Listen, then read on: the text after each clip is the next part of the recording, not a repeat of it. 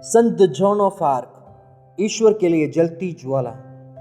भाइयों और बहनों, क्या आप अपने भीतर जलती हुई उस आग को महसूस कर सकते हैं जो आपको ईश्वर के लिए कुछ बड़ा करने के लिए प्रेरित करती है?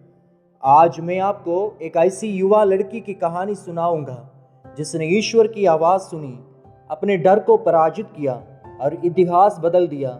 ये कहानी है संत जॉन ऑफ आर्क की।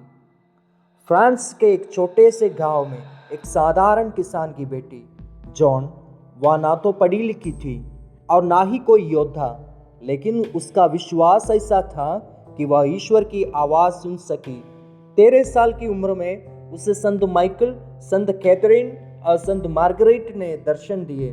उन्होंने कहा, जॉन, फ्रांस को बचाने के लिए ईश्वर ने तुझे चुना है, उठो और आगे बढ़ो। सोचिए, एक साधारण लड़की, न हथियार चलाना जानती थी, न सेना का नेतृत्व करना, लेकिन जॉन ने अपने विश्वास पर भरोसा किया। उसने साहस जुटाया और अपने राजा से मिलकर कहा, ईश्वर ने मुझे भेजा है, मैं तुम्हारे सैनिकों का नेतृत्व करूंगी और तुम्हें जीत दिलाऊंगी। राजा ने उसकी सच्चाई पर विश्वास किया और उसे सेना का नेतृत्व सौंप दिया। 17 साल की वह लड़की, जिसने कभी तलवार तक नहीं पकड़ी थी, फ्रांस की सेना को अंग्रेजों के खिलाफ ले गई।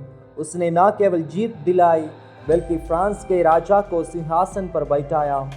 वह हर लड़ाई में सेना के आगे चलती, हाथ में क्रूस लिए और कहती, डरो मत, ईश्वर हमारे साथ हैं।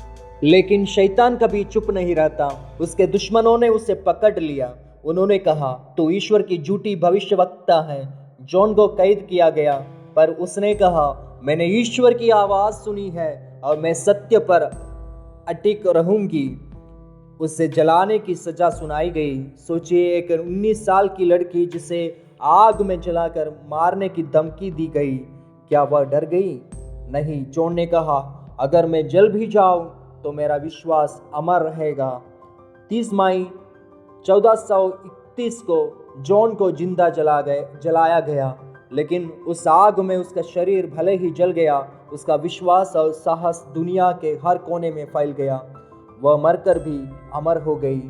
युवाओं, जॉन ऑफ आर्क की कहानी हमें सिखाती है कि जब ईश्वर हमें बुलाते हैं तो कोई भी शक्ति हमें रोक नहीं सकती। हमारा डर, हमारी कमजोरियाँ और दुनिया के ताने, सब कुछ ईश्वर के विश्वास के सामने तुच्छ है। क्या तुम्हारे अंदर वह आग है? क्या तुम ईश्वर के लिए खड़े होने को तैयार हो? जॉन ने कहा था, मैं डरती नहीं क्योंकि ईश्वर मेरे साथ है। यह वही विश्वास है जो हमें अपने जीवन में अपनाना है।